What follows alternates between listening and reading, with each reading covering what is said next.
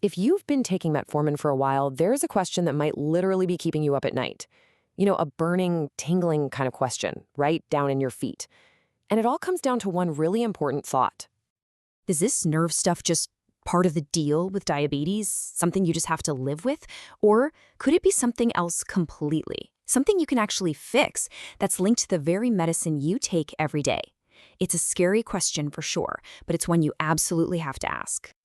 And that is exactly what we're going to do right now. In this explainer, we are going to break it all down. The symptoms, the tests, and most importantly, the simple, powerful steps you can take to finally get some answers. So let's dig in. Why is this specific question suddenly on everyone's radar? Well, the truth is, the evidence has been piling up for years, and it's pointing to a connection that is just too big to ignore anymore. I want you to think about a guy named Daniel. He's 63, been on metformin for a decade, and hey, his blood sugar's finally under control. Great, right?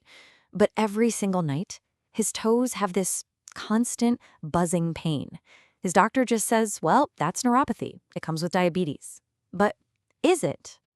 See, this isn't just a random hunch. We now know from major studies that taking metformin for 4 years or more can seriously deplete your body's vitamin B12 levels.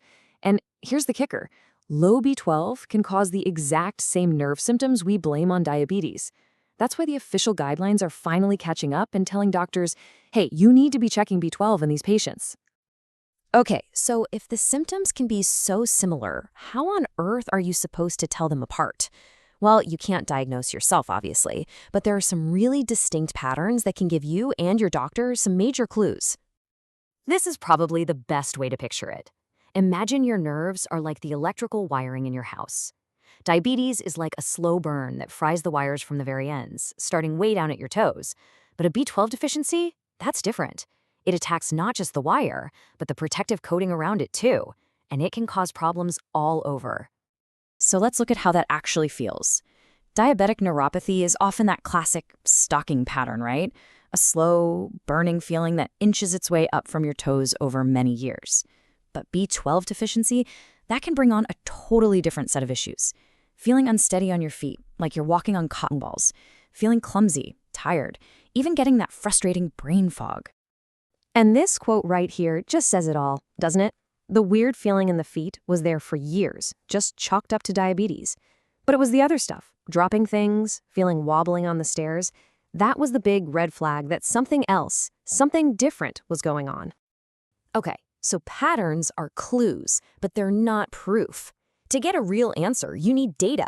So let's talk about the specific tests that can cut through the confusion and tell you what's really happening.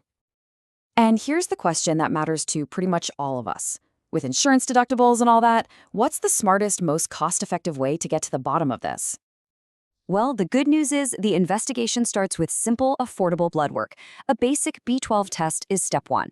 If the result is kind of borderline, your doctor might look at more sensitive markers like MMA or homocysteine, which can spot a deficiency even before your main B12 level totally crashes. A simple CBC blood count can also spot the type of anemia that often goes with it. Now, check this out. This is where it gets really interesting. A B12 blood test might cost you as little as $11 cash. A formal nerve study to diagnose neuropathy, that can easily cost hundreds, maybe more. When you see the numbers side by side like this, it is an absolute no-brainer to start with a simple blood test first. All right, this is maybe the most important part of this entire conversation. If it does turn out to be a B12 problem, can you actually reverse the nerve damage? The answer is yes, but, and this is a big but, time is everything. So here's the deal on your window of opportunity. If your symptoms have only been going on for a few months, getting your B12 levels back up can lead to some really amazing improvements. But if those nerve issues have been there for years, the recovery is usually only partial. You can stop things from getting worse, but you might not get all that function back. This quote is just such a perfect real-world example of what that partial recovery feels like.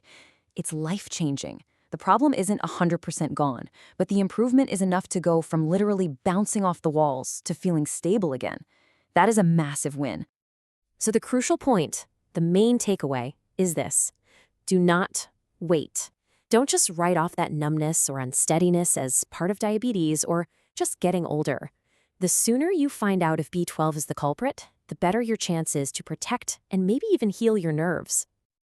Okay, you've got the background, you understand the stakes. Now let's turn all this knowledge into action. This next part is all about giving you the exact tools you need to walk into your doctor's office and have a really productive conversation. Seriously, you can use this like a script. It's a simple, powerful 4-step approach. You start with the facts, how long you've been on metformin. You describe your symptoms clearly. Then you show you've done your research. And finally, you make the simple, direct ask, could we please check my B12? This isn't being difficult. This is being an active partner in your own healthcare. And to make it even easier, just run through this quick checklist. Are you on metformin? Yes. Okay, now do you say yes to any of these other things, especially being on it for over 4 years or having that numbness or balance problem? If so, you are a prime candidate to have this conversation with your doctor. This right here is your justification for the test. So, there you have it. You understand the mystery, you know how to look for the clues, and you have a clear action plan. The only question left is the one that only you can answer. What are you going to do about it?